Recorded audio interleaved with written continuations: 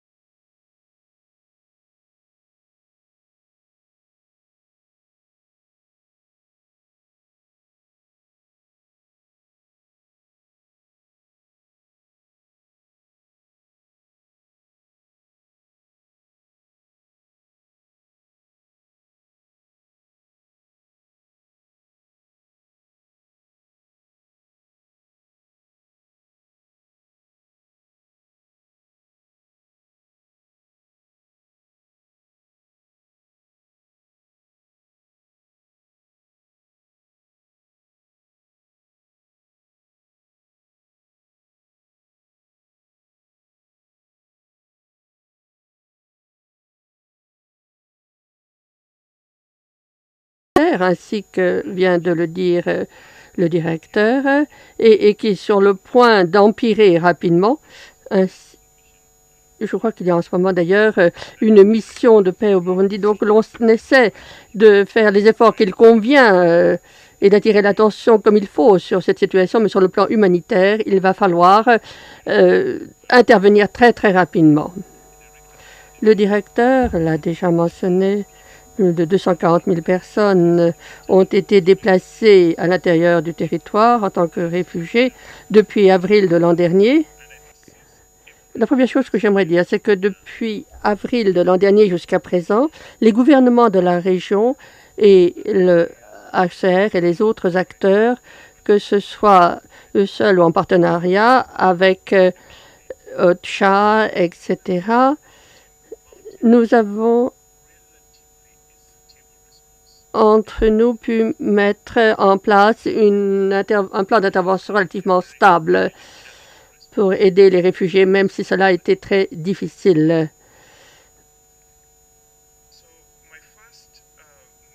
Mon premier message, en fait, s'adresse au gouvernement de la région qui ont accueilli ces réfugiés. La Tanzanie, bien sûr, en a accueilli le plus en termes de nombre. Je crois 117 000 ont été accueillis, ne serait-ce que dans ce pays.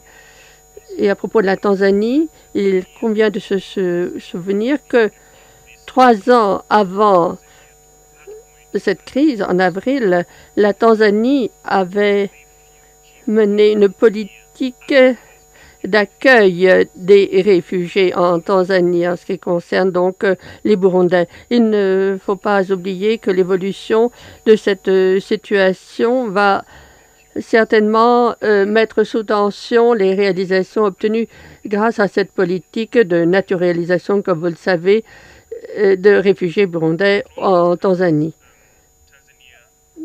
Mais le Rwanda, la Tanzanie, la RDC, l'Ouganda, le Rwanda, la Zambie, c'est donc dans ces pays que sont partis ces 240 000 réfugiés et nous ne pouvons qu'exprimer toute notre gratitude pour l'aide qu'ils ont apportée à ces réfugiés depuis avril dernier face à une approche relativement stable de la situation.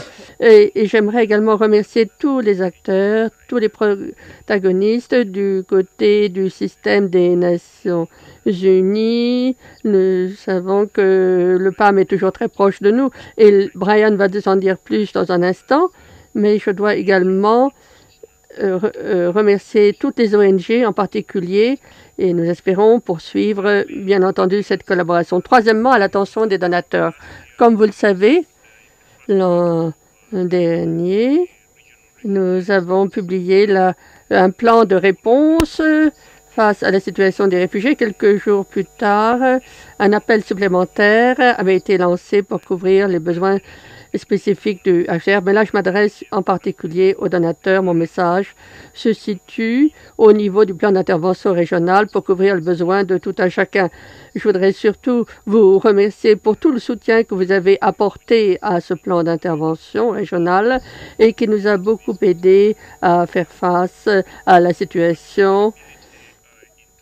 Pour ce qui est les taux de financement, en 2015, nous sommes arrivés à environ 40% avec 300 millions de dollars, mais ce n'est pas sans importance et nous devons donc montrer à quel point nous sommes reconnaissants pour cet apport, mais dans le même temps, il nous faudrait évidemment encore plus et c'est le moment le plus approprié. Et voilà pourquoi il convient de continuer à attirer l'attention sur cette situation, car nous savons très bien à quel point les demandes dans le monde sont multiples et ce que nous aimerions, c'est que le Burundi continue à capter votre attention. Thank you so much. Merci beaucoup, Monsieur le Haut-Commissaire assistant pour les opérations. Vous avez brossé un tableau très clair de la situation au Burundi. Vous avez fait état des opérations politiques et si vous le permettez donc, je voudrais donner la parole à Monsieur Severo qui va nous présenter la situation en matière d'opération dans les pays d'asile, à savoir le Congo, la RDC, le Rwanda, la Tanzanie et la Zambie. Stefano, vous avez la parole. Merci beaucoup. En jetant un coup d'œil sur l'ordre du jour, j'ai pensé que ce serait Ocha qui commencerait. Mais enfin, c'est parfait. Comme le haut-commissaire assistant vient de le dire, je vais vous présenter le plan de préparation pour les réfugiés. Mais tout d'abord, je vais vous montrer quelques diapositives pour vous présenter la situation. Il y a 240 000 réfugiés dans la sous-région depuis avril de l'année dernière. Comme vous le savez, en 2015, nous avons révisé à 2 reprises le plan d'intervention régional. Nous travaillons sur un plan de préparation pour la RDC au fil du développement de la crise au Burundi. Et au cours de l'année, il y a eu de nombreux débats sur les chiffres de planification, quelle serait la durée du plan d'intervention en 2015. Le premier allait jusqu'en septembre et puis il a été prolongé jusqu'à la fin de l'année. Et en approchant de la fin de l'année, nous nous sommes réunis à nouveau dans la région. Et ces plans sont précédés par des consultations avec les différents acteurs. Et aujourd'hui, 33 acteurs participent à ce plan d'intervention. Tous ne se trouvent pas dans le même pays, mais plusieurs ont des responsabilités transfrontières, comparé à 118 qui ont participé au processus de planification d'urgence. Je reviens donc au briefing sur le plan d'intervention régional. Nous nous sommes réunis à nouveau à la fin de l'année dernière pour nous mettre d'accord sur le RRP 2016. Et à cette époque, l'on estimait que parallèlement, il faudrait lancer un processus de planification d'urgence. Le RRP 2016, tel qu'il a été lancé, dispose d'une marge de 230 000 réfugiés potentiels. À l'heure actuelle, nous avons 240 000 réfugiés et nous avons une marge de 90 000. Nous avons donc intégré une sorte de coussin. Et comme le haut-commissaire assistant l'a dit, les arrivées quotidiennes ont été moins élevés que prévu, mais au bas de la diapositive, vous voyez que tout de même, leur nombre est élevé et cela impose des contraintes aux différentes opérations. Merci beaucoup, Valentin. Et merci également au commissaire adjoint aux opérations, M. Georges Godot-Obo. Mesdames et messieurs, j'aimerais remercier tout d'abord le HCR d'avoir organisé cette réunion, d'avoir pris l'initiative de nous réunir aujourd'hui pour attirer notre attention non seulement sur la situation des réfugiés en dehors du Burundi, de ceux qui ont quitté le Burundi, mais aussi sur ceux qui sont restés à l'intérieur du pays. Il est absolument urgent d'accorder toute l'attention nécessaire à cette situation, étant donné que les médias aussi ne s'en sont guère préoccupés. Nous apprécions donc beaucoup cette occasion que nous avons d'en parler. La crise à l'intérieur du Burundi est en train d'exacerber la situation humanitaire, alors que la population est déjà très vulnérable, en particulier les femmes et les enfants, et petit à petit, les indicateurs de développement du pays en sont arrivés à un niveau d'urgence. La situation était déjà extrêmement fragile avant la crise actuelle, le pays reposant essentiellement sur l'aide extérieure pour gérer les services de base tels que les services de santé et autres. Les Burundais continuent à fuir tous les jours, comme nous le savons. Et jusqu'à présent, 15 000 Burundais restent déplacés dans leur pays, d'après les estimations. Mais ce chiffre ne peut qu'augmenter. Et il nous faut faire tout ce qui est en notre pouvoir pour limiter le départ des Burundais, pour leur apporter toute l'assistance nécessaire. Les violations en matière de protection sont un sujet de préoccupation majeur, ainsi que nous l'a expliqué tout à l'heure le haut-commissaire. Tous les jours, des atrocités sont commises dans le pays. Des enfants et d'autres groupes vulnérables courent des risques de plus en plus importants. La crise actuelle a fait empirer une situation déjà très inquiétante pour les enfants au Burundi, et la protection des enfants reste un grave sujet de préoccupation. Des jeunes meurent tous les jours à Bujumbura, en particulier des jeunes hommes. D'après les informations fournies par le plus de 400 personnes ont été tuées depuis l'an dernier. La violence, les menaces, les intimidations forcent les Burundais à fuir s'ils veulent sauver leur vie. Et des civils, des enfants sont également la cible des attaques lorsqu'ils essaient de fuir à la frontière. Le système de santé qui est déjà fragile ne fait qu'empirer. Et c'est l'aide extérieure surtout qui finance le budget dans ce domaine. Et on voit bien que très bientôt, l'on va manquer aussi de médicaments. Et on voit bien aussi que de plus en plus la situation empire, étant donné que sur le plan climatique, la situation n'est guère favorable. Les pluies sont importantes et El Niño pourrait avoir des conséquences désastreuses sur le plan de la sécurité alimentaire. Quelques mots sur les opérations.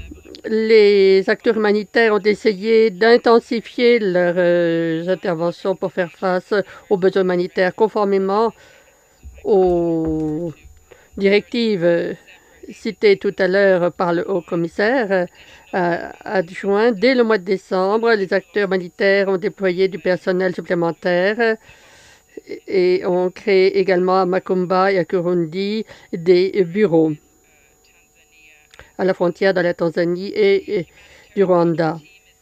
L'équipe sur place réunit des données pour essayer d'avoir une vue d'ensemble des besoins humanitaires. Une évaluation des besoins est entreprise actuellement à Bujumbura et devrait être achevée demain.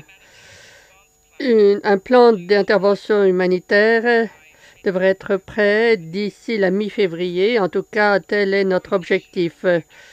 L'architecture en matière de coordination repose toujours sur le système de 9 secteurs d'activité gérés par les autorités spécialisées. Ce mode d'opération va changer si l'on ajoute l'intervention d'un coordinateur humanitaire, un système également de modules en fonction des besoins.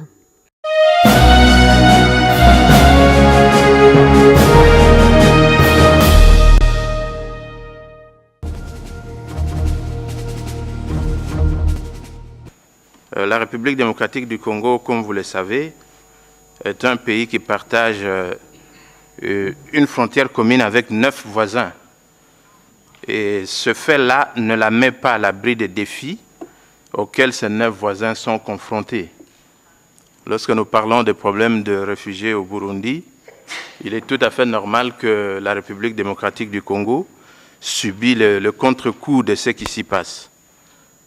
Alors, nous voulons ici rassurer que, pour ce qui concerne la République démocratique du Congo, les réfugiés burundais qui y viennent sont bien accueillis. Nous savons que le pays lui-même a été, dans son histoire, victime d'une situation des réfugiés. Lorsque nous invoquons les cas des réfugiés qui étaient venus du Rwanda, qui sont devenus aujourd'hui ce que nous appelons les FDLR.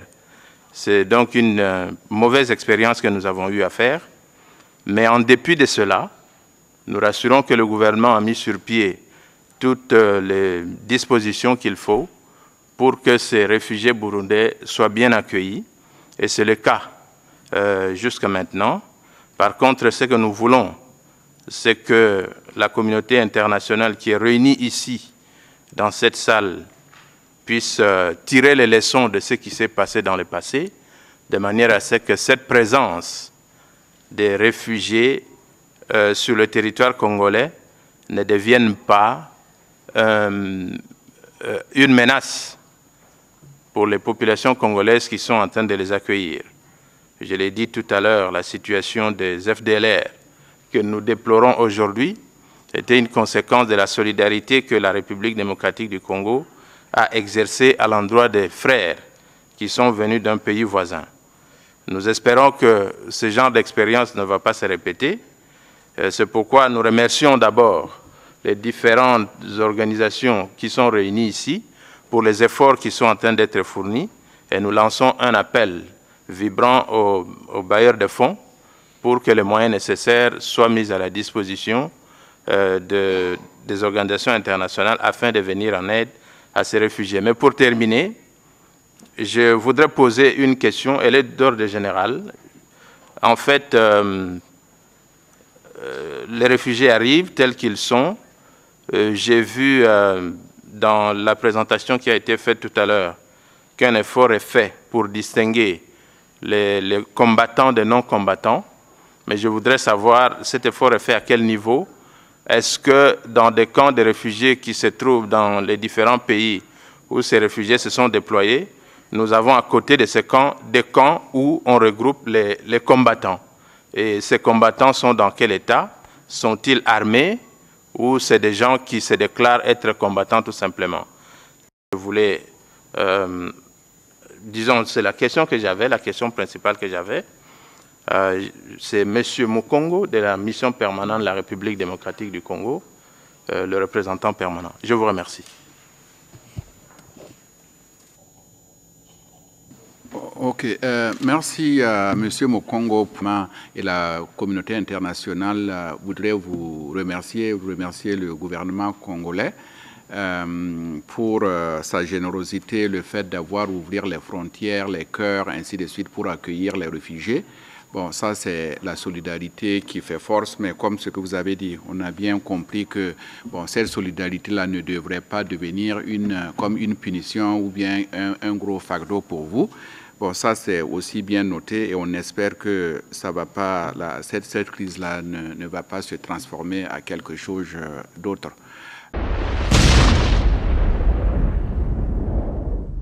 Nous y avons été pour apporter un message et notre message, c'était que on devait faire attention aux réfugiés qui sont en train de venir dans ce sens que pendant que le gouvernement est en train de faire un effort pour les accueillir, qu'on est en train de mettre le moyen pour assurer leur sécurité, on devait en même temps aussi, et ça nous nous sommes adressés au HCR et aux différents organismes, qu'on devait en même temps faire en sorte qu'on puisse faire une différence entre les civils et les combattants qui portent des armes. Parce qu'il ne faut pas oublier que nous avons été victimes avec ce qui s'était passé à l'époque en 1994 avec le Rwanda. Nous avons été victimes de notre solidarité que nous avons exercée en accueillant des réfugiés qui sont venus du Rwanda, qui sont devenus finalement une menace pour les populations congolaises, pour la sécurité des personnes, pour la sécurité des biens, ainsi que pour la sécurité même de notre faune, de notre flore. Donc il fallait absolument que nous puissions attirer l'attention de ces organismes de manière à ce que toutes les fois que les réfugiés viennent, qu'ils prennent le temps de vérifier qui est civil, qui est combattant et comment gérer la situation des combattants. Donc c'est ça le message que nous leur avons apporté pendant ce briefing.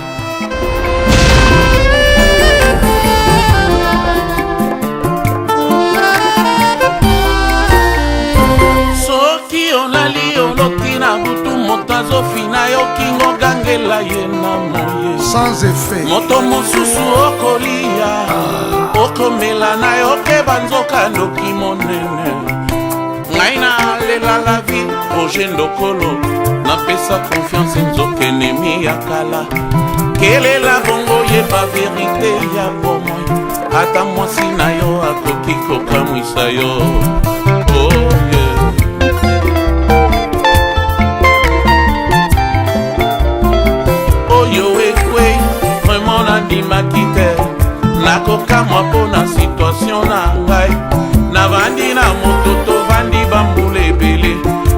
Froti pe banana kanisa kinda siron.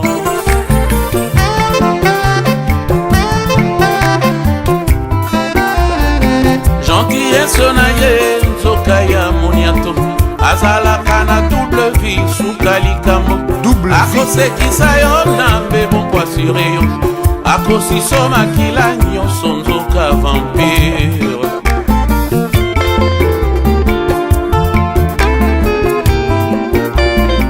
Misere papa ciel yo naluka nzete mpo na pesa ya ta confiance po mokili tokolemba koka mwa